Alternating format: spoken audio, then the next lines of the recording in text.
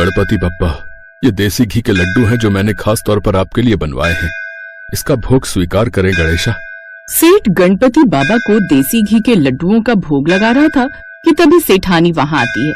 अरे क्या जरूरत है देसी घी के लड्डुओं का भोग लगाने की, सादे लड्डू लगा देते, वैसे भी इन्हें कौन सा पता चल रहा है। कैसी बातें करती हो सेठानी, ये सब इन्हीं का तो दिया हुआ है। अजी छोड़ो, ये सब आपकी मेहनत का है, जो आप दिन रात मेहनत करते हैं उस कारण, तभी तो काम चलता है। तुम भी ना सेठानी, कैसी बातें करती हो। अच्छा, अब मैं किसी जरूरी काम से शहर जा रहा हूँ, 2 दिन बाद लौटूंगा, तुम अपना ध्यान रखना। हाँ हाँ, आप बेफिक्र होकर जाइए। ऐसे कुछ दिन बीत जाते हैं। एक रोज सेठ शहर किसी काम से जाता है। वो वहाँ एक बड़ी डील साइन करके आता है, जिसके लिए वो काफी कर्ज उठाता है, लेकिन उस डील में उसके साथ फ्रॉड होता है, जिस कारण उसे काफी नुकसान झेलना पड़ता है और अब वो लोग अर्श से फर्श पर आ जाते हैं। मैं तो बर्बाद हो गया कल्याणी, अब कुछ नहीं रहा अपने पास। आप चिंता मत कीजिए, यूं परेशान होने से भला क्या होगा। अब वो लोग अपने पुराने कच्चे घर में आ गए और सेठ अब अपने बचे हुए खेत में खेती का काम करने लगा। उसमें गेहूं की फसल लगाने लगा। साथ ही उसने एक छोटी सी दुकान घर के साथ खोल ली, लेकिन अब उनकी कमाई बहुत थोड़ी रह गई थी, जिससे सेठ परेशान रहने लगा। अब बोलो अपने गणेश को करे आपकी मदद। अब कहाँ छुप कर बैठे हैं वो, बड़ा बोलते थे ना भक्त की मदद करने वो जरूर आएंगे। अरे अब मैं गरीब हो गया तो इसमें गणेश जी क्या करेंगे। हाँ हाँ, सब कुछ चला गया, लेकिन फिर भी तुम्हारी भक्ति कहीं नहीं गई। अभी भी उतना ही विश्वास है अपने गणेशा पर। हाँ, मुझे अभी भी उन पर पूरा विश्वास है। उन दोनों की ये बातें सामने रखी गणपति की मूर्ति के कानों तक जा रही थी, जिससे ये बात कैलाश में बैठे गणपति तक पहुंच जाती है और वो बिना देरी किए कहीं जाने लगते हैं। तभी माँ पार्वती, क्या हुआ गणेश, कहाँ जा रहे हो? माताश्री, मेरे भक्त को मेरी मदद की जरूरत आ पड़ी है। बस यूं समझ लीजिए, कुछ दिन के लिए धरती लोक पर घूमने जा रहा हूँ। ये कहकर गणेश एक बालक का रूप धारण कर धरती लोक पर आ जाते हैं। वहाँ तक आते आते उन्हें भूख लग जाती है और वो सामने खेत में लगे गेहूं के दाने तोड़कर खाने लगते हैं। कुछ गेहूं के दाने खाने के बाद वो सेठानी के घर का दरवाजा बजाते हैं। कुछ देर बाद सेठानी दरवाजा खोलती है। ए लड़के, कौन है तू, क्या चाहिए तुझे? मालकिन, मुझे काम दे दो, मुझे काम की जरूरत है। हमारा खुद का गुजारा बड़ी मुश्किल से हो रहा है, तुझे पैसे कहाँ से दूंगी? नहीं, हमें कोई नौकर नहीं चाहिए। सेठानी जी, बदले में मुझे 3 वक्त की रोटी दे देना, बस, और रहने की जगह। ये बात सुनकर सेठानी सोचती है, मतलब नौकर, वो भी सिर्फ थोड़ी सी खाने के बदले। वैसे ये तो फायदे का सौदा है। बालक ही तो है, जरा सा तो खाएगा, घर के साथ साथ बाहर के काम में भी हाथ बटाएगा। अच्छा ठीक है, रख लेती हूँ मैं तुझे काम पर, लेकिन देख छोकरे, सब काम अच्छे से होना चाहिए। मुझे काम में बिल्कुल भी लापरवाही नहीं चाहिए। सेठानी, आपको बिल्कुल भी शिकायत का मौका नहीं मिलेगा। सेठानी ने सेठ को उससे मिलवाया। ये बच्चा कौन है सेठानी? यूं समझो, जिसकी तलाश तुम्हें थी वो पूरी हो गई। क्या मतलब? मतलब ये कि तुम्हारा नौकर ये घर और बाहर दोनों जगह का काम करेगा। लेकिन इसकी उम्र तो बहुत छोटी है, ये इतना काम कैसे करेगा? और तुम तो जानती हो कि अब हमारे हालात पहले जैसे नहीं रहे, मैं इसे तनख्वाह कहाँ से दूंगा? आप चिंता मत करिए, सब ठीक हो जाएगा।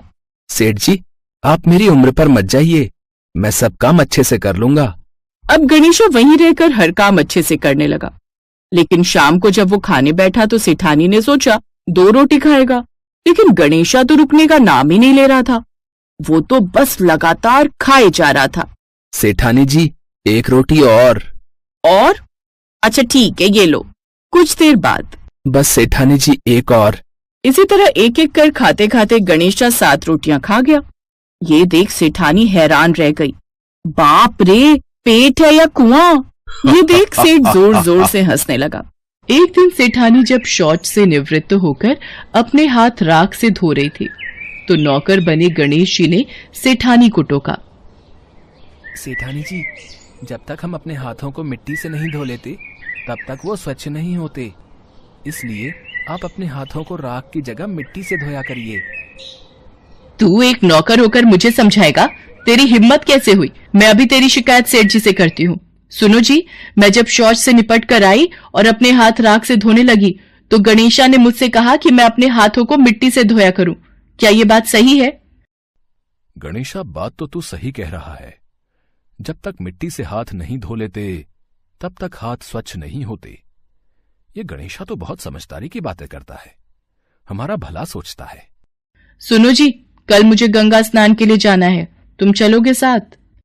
कल्याणी, तुम एक काम करो, कल गणेशा के साथ ही चली जाना, मुझे दुकान पर काम है। आप चिंता मत करो, मैं सेठानी जी का पूरा ध्यान रखूंगा और अच्छे से गंगा स्नान करवाऊंगा। अगले दिन सेठानी गणेशा के साथ गंगा घाट पहुंचती है। सेठानी गंगा के किनारे पर ही बैठकर स्नान कर रही थी। गणेश जी वहां गए और सेठानी जी को बीच गंगा में ले जाकर डुबकी लगाकर वापस किनारे पर ले आए। इस पर सेठानी जी बहुत गुस्सा हुई। उन्होंने गणेशा से कहा, गणेशा, ये तुमने क्या किया? मैं किनारे पर बैठकर ही स्नान करना चाहती थी, मुझे डुबकी नहीं लगानी थी। सेठानी जी, जब तक गंगा स्नान में गंगा जी में डुबकी ना लगाई जाए तब तक मोक्ष की प्राप्ति नहीं होती। गंगा स्नान तो डुबकी लगाकर ही पूर्ण होता है। मुझे ज्यादा समझाने की जरूरत नहीं है। सेठानी घर जाकर ये बात सेठ को बताती है। गणेशा, तुमने ऐसा क्यों किया? सेठ जी, आप ही बताइए, जब तक हम गंगा में डुबकी नहीं लगा लेते तब तक स्नान पूर्ण नहीं होता। मैं सही कह रहा हूं ना? अब किनारे पर बैठकर स्नान करने का क्या फायदा? ये गणेशा तो बड़ी बुद्धिमानी की बातें करता है, हमारे बारे में कितना अच्छा सोचता है। गणेशा इसी तरह सेठ के सारे काम करने लगा था। गणेशा के आ जाने से अब सेठ जी का व्यापार भी अच्छा हो चला था। एक दिन सेठ ने घर में एक पूजा का आयोजन किया और सेठानी जी को बुलाने के लिए गणेशा से कहा, गणेशा, जाओ जाकर सेठानी को बुला लाओ, पूजा का समय हो रहा है, हमें मंदिर निकलना है। ठीक है सेठ जी, मैं अभी सेठानी जी को बुलाकर लाता हूं। गणेशा सेठानी को बुलाने चला जाता है। अरे सेठानी जी, आपने ये काली साड़ी क्यों पहनी हुई है? आप पूजा में काली साड़ी ना पहनकर लाल रंग की साड़ी पहन लो। पूजा में लाल रंग शुभ माना जाता है। मैं काली साड़ी ही पहनूंगी, अब मैं कपड़े बदल चुकी हूं, मैं दोबारा तैयार नहीं होंगी। और तुम मुझे इस तरह से उपदेश देने वाले होते कौन हो? मैं अभी सेठ जी से जाकर तुम्हारी शिकायत करती हूं। सेठानी सेठ के पास जाती है और सारी बात बताती है। ये बातें हमें याद नहीं रहती, गणेशा ठीक ही कह रहा है। पूजा कार्य में लाल रंग सचमुच शुभ माना जाता है।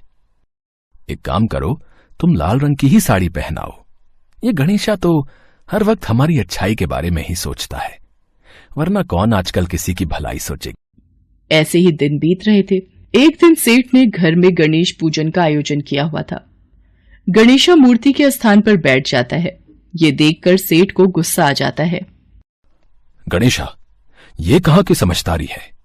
मैं तो समझता था तुम बहुत समझदार हो, बड़ी बड़ी ज्ञान की बातें करते हो, और खुद ही अज्ञानी बनकर उस स्थान पर बैठ गए हो जहां गणेश जी की मूर्ति का स्थान है। अच्छा, फिर तो मैं बिल्कुल सही स्थान पर बैठा हूं। देखते ही देखते गणेशा भगवान गणेश के रूप में आ जाते हैं। प्रभु, आप स्वयं एक नौकर के रूप में, हमसे बहुत बड़ी भूल हो गई प्रभु, हम आपको पहचान नहीं पाए, हमें क्षमा कर दो भगवान। हे प्रभु, मैंने ना जाने आपको नौकर समझकर कितना कुछ कह दिया, मुझे क्षमा कर दो प्रभु। तुम दोनों व्यर्थ ही परेशान हो रहे हो। मैं तो स्वयं तुम्हारे घर में नौकर बनकर आया था।